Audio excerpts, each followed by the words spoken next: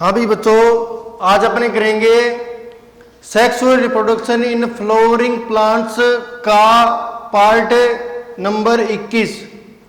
ठीक है, तो जो 20 तक पार्ट है वो चैनल पर अवेलेबल है, आप उनको देखिए। ठीक है, 1 से लेकर 20 तक एक सीक्वेंस में देखिए और फिर ये देखिए पार्ट 21 ताकि आपको बेटर ये समझ में आए। ठीक है, ये मत करना कि बीच बीच में आप पार्ट देख लो और कुछ पार्ट देखो ना, कुछ इस तरह से मत करना आप, फिर ये जो लेसन है या चैप्टर समझ में नहीं आएगा। तो अपने बात कर रहे थे पिछली क्लास में फर्टिलाइजेशन इन फ्लावरिंग प्लांट्स, पुष्पी पादपों में निषेचन, और मैंने थोड़ा बहुत आपको बता भी दिया था। ठीक है, अब उसी को थोड़ा मैं जल्दी से रिपीट कर दूं। देखिए, जो निषेचन है उसका मतलब मैंने आपको बताया था कि जो फर्टिलाइजेशन जो है ना, फर्टिलाइजेशन, ठीक, इसका क्या मतलब है? नर एवं मादा युग्मकों का संलयन, नर एवं मादा युग्मकों का संलयन।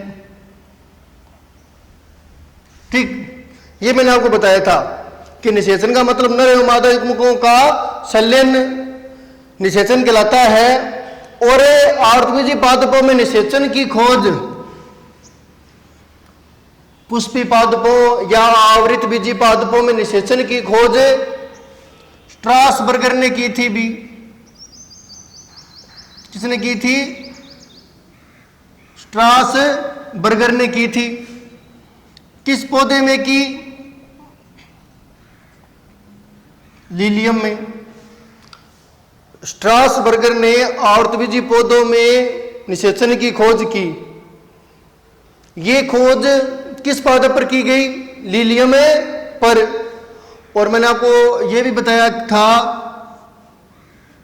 कि आवृतबीजी या पुष्पी पौधों में नाल युग्मकी प्रकार का निषेचन मिलता है। भी नाल युग्मकी प्रकार का निषेचन मिलता है।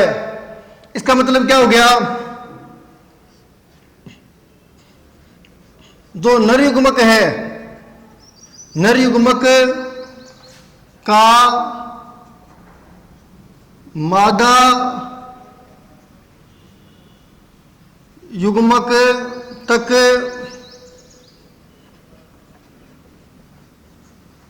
स्थानांतरण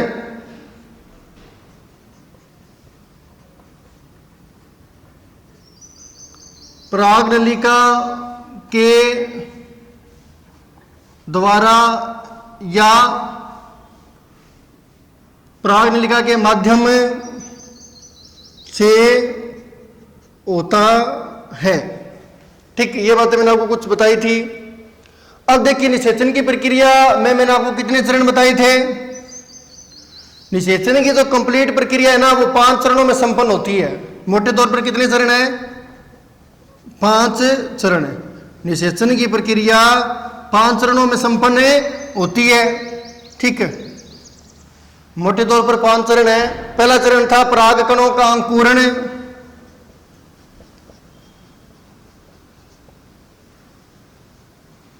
परागकणों का अंकुरण। दूसरा चरण था परागनलिका की वृद्धि एवं मार्ग।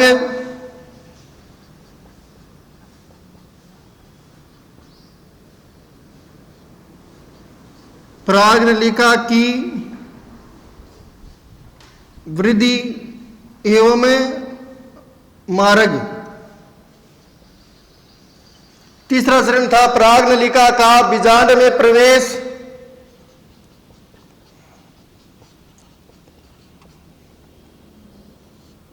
परागनलिका का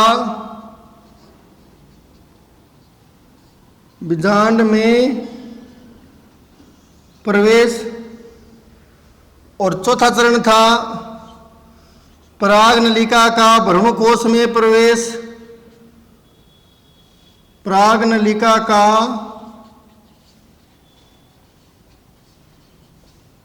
भ्रूण कोश में प्रवेश। और पांचवा चरण था अपना दोहरा निषेचन। दोहरा निषेचन तो अपने सबसे पहले करेंगे पराग कणों का अंकुरण, फिर पराग नलिका की वृद्धि एवं मार्ग, और फिर इसी क्रम में आगे बढ़ते जाएंगे।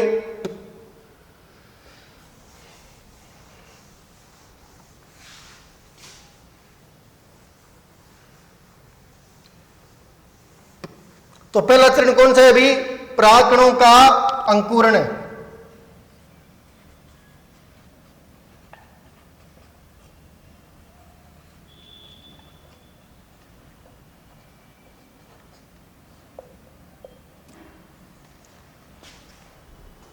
देखिए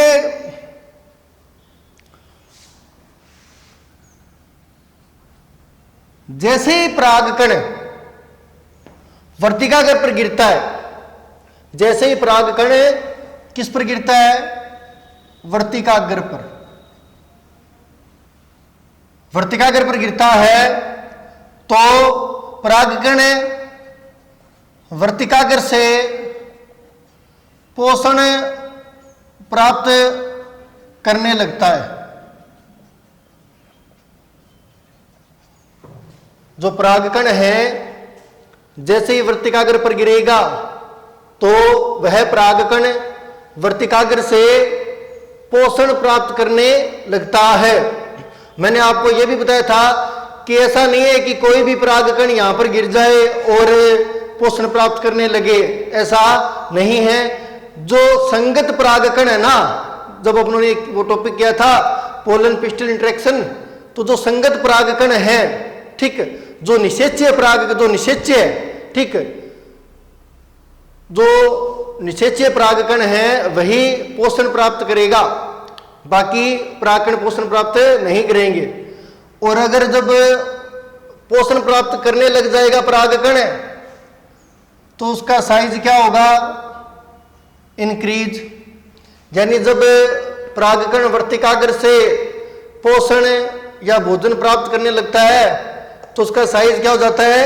इंक्रीज, यानी साइज बढ़ जाता है, ठीक।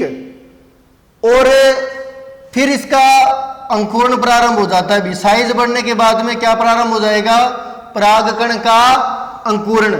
परागकण का अंकुरण मतलब है जनन नलिका या पराग नलिका बनने लगेगी। जनन नलिका या पराग नलिका, जैसे यहां पर अपनों ने दिखा रखा है परागकण अंकुरण को, जैसे कि कोई संगत परागकण या निषेच्य परागकण यहां पर गिरता है और कुछ समय बाद में वो जर्मिनेट होने लगता है और ये पराग नलिका बनने लगती है। ये भी अपनी क्या है? पराग नलिका, पोलन ट्यूब, ठीक, जिसमें सबसे आगे नलिका केंद्रक है, ट्यूब न्यूक्लियस, ट्यूब न्यूक्लियस, और ये दो मेल गैमीट है। भी क्या है? Male gametes. आगे आगे नलिका केंद्रक होता है, पीछे दो नर युग्मक, ठीक है, ये अपनों ने पहले भी किया था। अब देखिए जो वर्तिकाग्र है उसकी सतह पर जो वर्तिकाग्र है, वर्तिकाग्र की सतह पर कई तरह के पदार्थ मिलते हैं, जैसे वसा मिलती है, शर्करा, रेजिन, शर्करा, रेजिन, ठीक। वर्तिकाग्र की सतह पर ये पदार्थ मिलते हैं, वसा, शर्करा, रेजिन। या आप ये भी कह सकते हो कि जो वर्तिकाग्र की जो सतह है ना, उसके द्वारा इन पदार्थों का, वसा, शर्करा, रेजिन का क्या किया जाता है? स्त्रावण। क्या किया जाता है? स्त्रावण किया जाता है भी, ठीक है।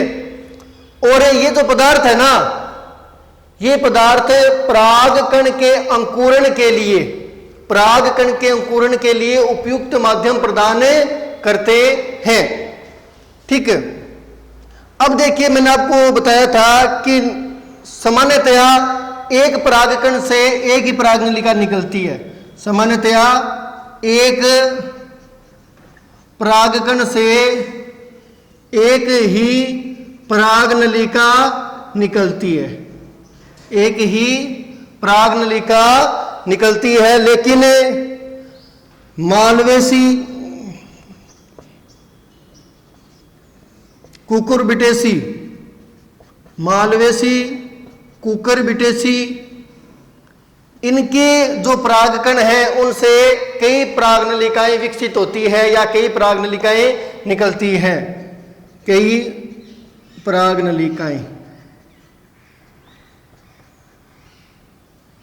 ठीक, तो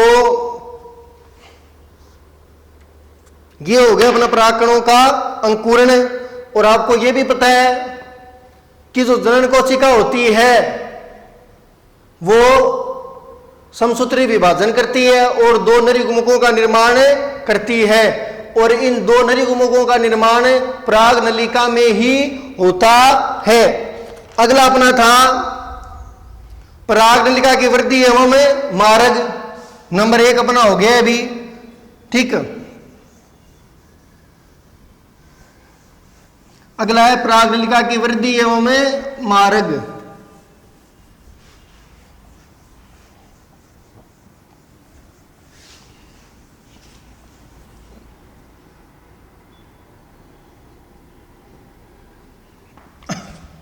नंबर 2,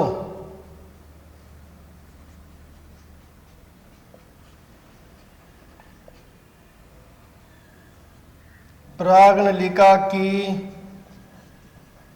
वृद्धि एवं मार्ग। ठीक, देखिए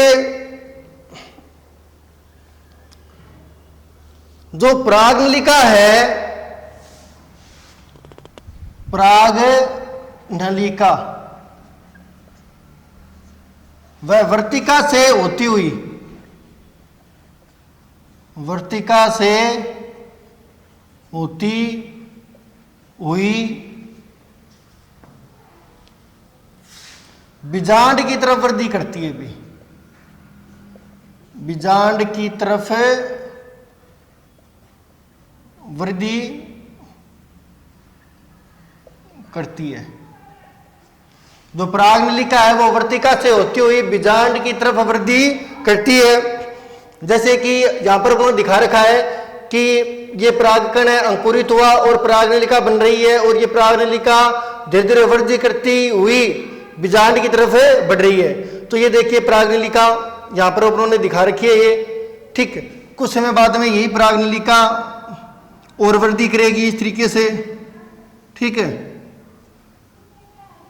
आगे आगे नलिका केंद्रक और उसके पीछे 2 नर युग्मक, और ये परागनलिका वृद्धि करते हुए बीजांड की तरफ जाएगी।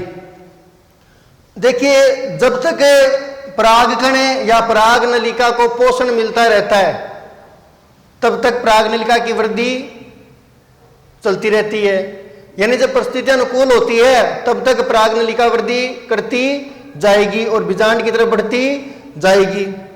अब देखिए आगे, जो परागनलिका की वृद्धि है ना वो मुख्यतः वर्तिका की आंतरिक संरचना पर निर्भर करती है। भी परागनलिका की वृद्धि, परागनलिका की वृद्धि वर्तिका की आंतरिक संरचना पर निर्भर करती है, वर्तिका की आंतरिक संरचना पर निर्भर करती है। ठीक है, परागनलिका की वृद्धि वर्तिका की आंतरिक संरचना पर निर्भर करती है। लीलियम और राइबिज,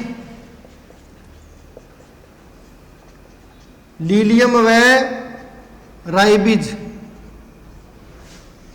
इनमें वर्तिका खोखली होती है। भी वर्तिका खोखली होती है। ठीक, और इनकी यानी इनकी वर्तिका की, यानी ये जो 2 प्लांट है इनकी वर्तिका की गुहा में म्यूसिलेज या श्लेष्मा या श्लेष्मक, कुछ भी कह दो, भरा होता है, भरा होता है। इनकी वर्तिका की जो गुहा है ना उसमें म्यूसिलेज श्लेष्मक भरा होता है।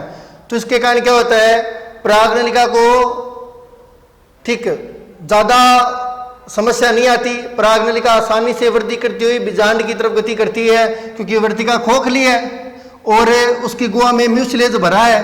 तो खोखली होने से परागनलिका को ज्यादा अवरोध का सामना नहीं करना पड़ेगा, और चूंकि म्यूसिलेज भरा है तो ये जो परागनलिका है ठीक, या जो वर्तिका की जो दीवारें हैं उनको चिकना करेगा, जिससे परागनलिका ठीक कम घर्षण से आगे की ओर बढ़ेगी। ये म्यूसिलेज घर्षण को कम करता है, क्योंकि परागनलिका वर्तिका से होती हुई बीजांड की तरफ बढ़ रही है ना, तो घर्षण तो होगा ठीक। तो ये जो म्यूसिलेज है ये परागनलिका की जो दीवार है या जो वर्तिका की दीवार है उनको क्या कर देता है, चिकना कर देता है, जिससे परागनलिका ठीक आसानी से वर्तिका से होती हुई बीजांड की तरफ गति करे। तो म्यूसिलेज का काम क्या हो गया, वर्तिका की आंतरिक जो सतह है ठीक है उसको नम या चिकना बनाए रखना, ताकि परागनलिका आसानी से उसमें गति कर सके। अब देखिए अधिकांश पादपों में जो वर्तिका होती है वो खोखली होती है। अभी अधिकांश पादपों में क्या होती है, वर्तिका खोखली।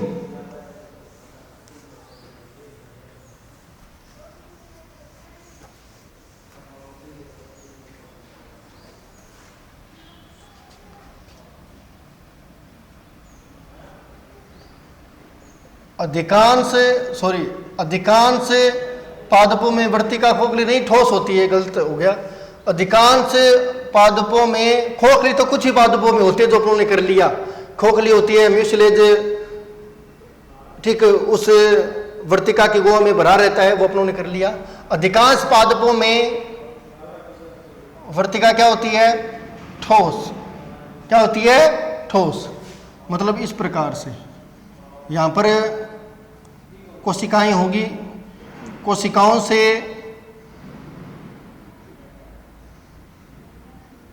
ये गुहा जो होती है वो भरी होती है। यानी कहने का मतलब हो गया कि यहाँ पर अगर कोशिकाएं हैं तो वो ठोस हो गई है। अब क्या होगा, अधिकांश पादपों में वर्तिका क्या होती है, ठोस। अब परागनलिका को रास्ता बनाना पड़ेगा। पहले तो रास्ता बना हुआ था, बस परागनलिका को वृद्धि करनी थी। अब परागनलिका को वृद्धि भी करनी है और साथ में रास्ता भी बनाना है। तो अब क्या करेगा, अब क्या होगा, जो परागनलिका है वो एक एंजाइम स्रावित करेगी भी, पैक्टिनेज। पैक्टिनेज ये एंजाइम क्या करेगा, ये जो एंजाइम है वो कोशिका भित्तियों को गला देगा, कोशिका भित्तियों को गला देगा और इस प्रकार एक गुहा सी बन जाएगी, जिससे होती हुई परागनलिका आगे वृद्धि करती है। ठीक है, तो ये हो गया अपना परागनलिका की वृद्धि एवं मार्ग। एक बात और देखिए, बीजांड या अंडाशय, बीजांड ठीक, या अंडाशय कुछ भी कह लो ठीक, बीजांड के द्वारा या अंडाशय के द्वारा, क्योंकि बीजांड अंडाशय में होता है ठीक, तो बीजांड या अंडाशय के द्वारा कुछ रसायनों का स्त्रावण होता है भी, कुछ रसायनों का स्त्रावण होता है ठीक। और ये रसायन परागनलिका को अंडाशय या बीजांड की तरफ आकर्षित करते हैं। ये जो रसायन हैं ये परागनलिका को अंडाशय या बीजांड की तरफ आकर्षित करते हैं। परागनलिका की जो इस प्रकार की गति है ना, जो कुछ रसायनों के द्वारा प्रेरित हो रही है या कुछ रसायनों के निर्देशन में हो रही है, इस प्रकार की गति को कहते हैं रसायनानुवर्ती, रसायनानुवर्ती गति। तो परागनलिका की गति क्या हो गई, रसायनानुवर्ती, यानी कुछ विशिष्ट रसायनों की उपस्थिति पराग नलिका को आकर्षित करती है या पराग नलिका, ठीक है, उस तरफ वृद्धि करती है, उस तरफ गति करती है जहां पर कुछ विशिष्ट रसायन उपस्थित होते हैं, जैसे कि बीजांड और अंडाशय, तो ये गति होगी रसायनानुवर्ती। ठीक, तो ये भी अपना हो गया। अगला था पराग नलिका का बीजांड में प्रवेश, नंबर 3 था अपना, नंबर 2 हो गया। अब है 3 नंबर, पराग नलिका का बीजांड में प्रवेश।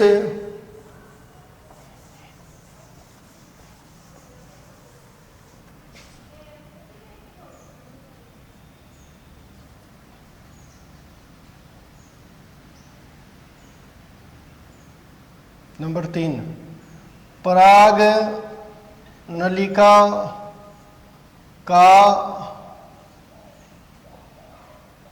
बीजांड में प्रवेश। मैंने आपको बताया था कि जो पराग नलिका है उसका बीजांड में प्रवेश, जैसे कि ये है भी बीजांड,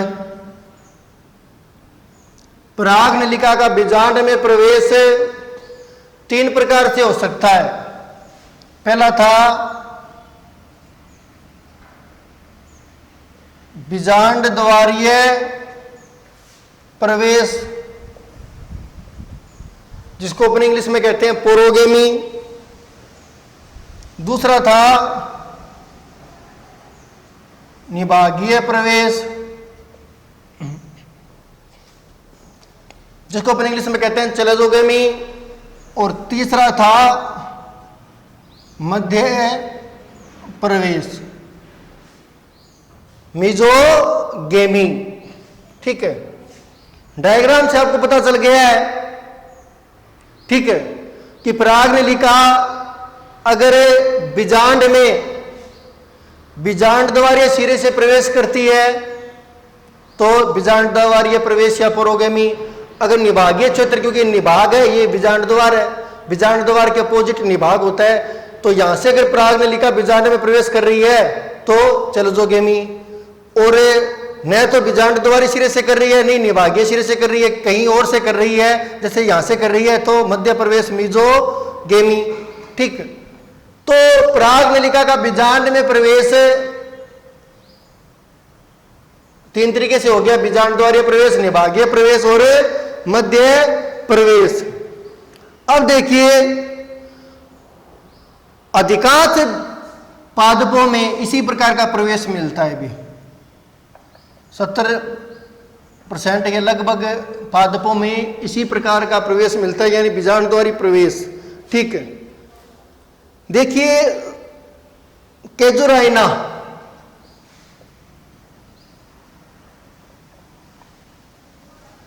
केजुराइना, केजुराइना में क्या होता है कि जो पराग नलिका है ना, वो निभाग से बीजांड द्वार में प्रवेश करती है, निभाग से बीजांड में प्रवेश करती है। केजुराइना में क्या होता है कि जो पराग नलिका है वो निभागीय क्षेत्र से बीजांड में प्रवेश करती है, तो निभागीय प्रवेश या चलेजोगेमी किस में मिलेगी? केजुराइना में। अब देखिए, जो कुकुरबिटा है, कुकुरबिटा, कुकुरबिटा में जो पराग नलिका है ना, कुकुरबिटा में पराग नलिका मध्य भाग से बीजांड में प्रवेश करती है, तो मीजोगेमी। तो बीजांड द्वारीय प्रवेश अधिकांश पादपों में। केजुराइना में क्या होगा, जो पराग नलिका है वो निभागीय क्षेत्र से बीजांड में प्रवेश करती है, तो निभागीय प्रवेश। कुकुरबिटा में पराग नलिका मध्य भाग से बीजांड में प्रवेश करती है, ठीक, तो मध्य प्रवेश या मीजोगेमी उदाहरण भी हो गए अपने। अब देखिए अगला है पराग नलिका का भ्रूण कोश में प्रवेश। जी,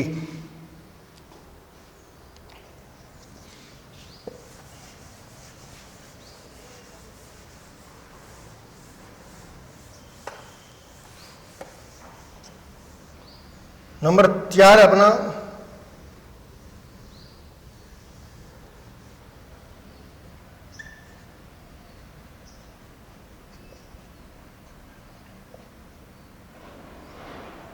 पराग नलिका का